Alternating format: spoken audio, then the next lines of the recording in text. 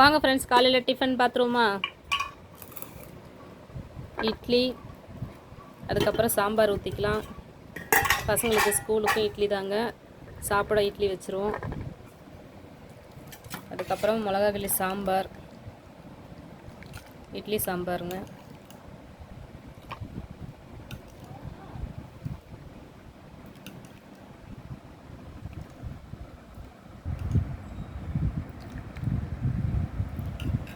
அதுக்கப்புறம் சட்னி, தேங்காய் சட்னி இருக்குது.